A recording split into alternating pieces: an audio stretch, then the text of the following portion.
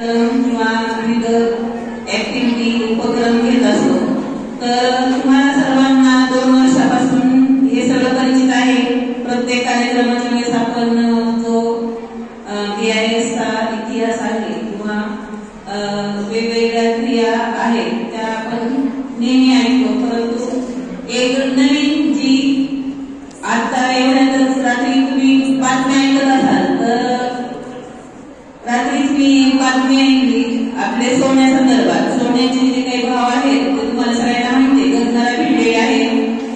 1 तोळा म्हणजे 10 ग्रॅम जे सोनं आहे ते लाखाच्या घराला पोहोचणार आहे। आणि रात्रीच मी सोन्यासंदर्भात अशी बातमी ऐकली की आपले जे दागिने असतात ज्या महिला परिधान करतात त्यांना घडण असते, घडणावळ असते आणि ते ती जी आहे ती घडणावळ करण्यासाठी काही आपल्याला चार्ज द्यावा लागतो। प्रत्येक तोळ्यामध्ये किंवा ग्रॅममध्ये आपल्याला तो चार्ज आकारला जातो। त्याचप्रमाणे ते पूर्ण 24 कॅरेटचं सोनं नसतं, 100% प्युअर नसतं, तर ते 20 किंवा 22 कॅरेटचं बनवलं जातं। म्हणजे त्याच्यामध्ये इतर धातूंची मिसळ केली जाते की जेणेकरून ते मजबूत बनेल। 100% जे सोनं आहे ते तुम्हाला सगळ्यांना माहिती आहे, तुम्हाला विज्ञान या विषयामध्ये हे सगळं धातूंविषयी जी माहिती आहे ती तुम्ही अभ्यासलेली आहे।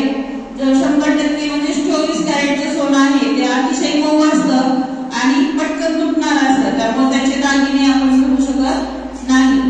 परंतु आता ग्राहकांची फसवणूक कशा पद्धतीने केली जाते ते रात्रीच्या बातम्यांमध्ये मी ऐकलं। तर जे 20 कॅरेटचं सोनं आहे किंवा 22 कॅरेटचं सोनं आहे ते घेण्यासाठी त्याच्यामध्ये ते असतं प्रत्यक्ष 5 कॅरेटचं सोनं 65% असतं, बाकीचे जे धातू आहे जे कमी किमतीचे आहेत ते त्यामध्ये जास्त मिसळून ते 20 किंवा 22 कॅरेट म्हणून विकलं जातं। आणि त्याच्यावर हॉलमार्क सुद्धा जो काही आपला रेग्युलर हॉलमार्क आहे तो देऊन ग्राहकांची फसवणूक केली जाते।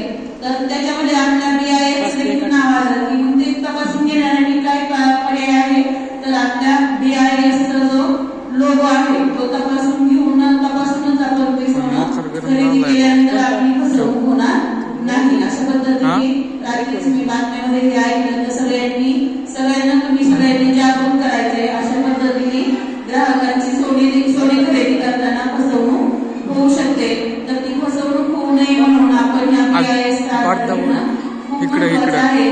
जर आपण ह्याचा आधार घेतला नाही तर आपली फसवणूक होणे हे अटळ आहे, कारण आता बाजारात त्या पद्धतीचे सोने तयार केले जातात की याच्यामध्ये जास्त इम्प्युरिटी आहे, प्युरिटी नाही। 22 कॅरेटसाठी जेवढी प्युरिटी आवश्यक आहे तेवढी तिथं असत नाही, त्यापेक्षा जास्त इम्प्युरिटी आहे।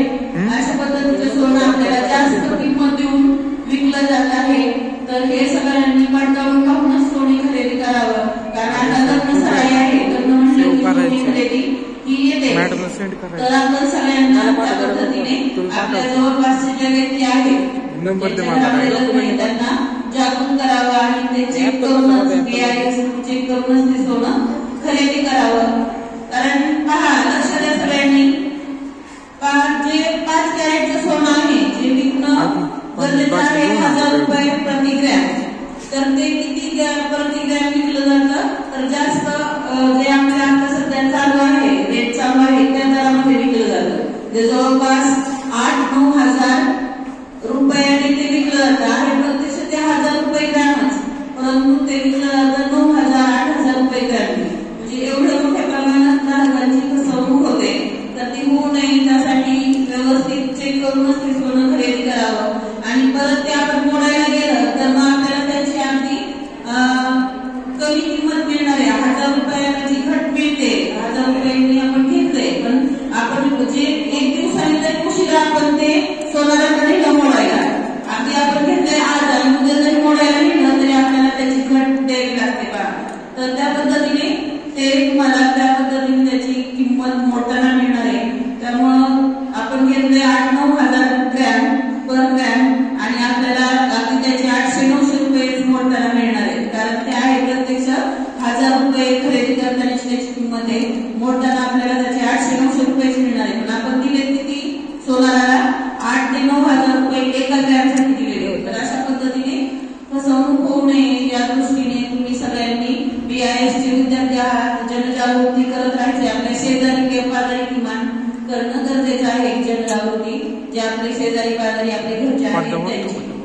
ठीक आहे, एवढं बोलून मला बोलण्याची संयोजकांनी संधी दिली त्याबद्दल त्याचे आभारी आहे.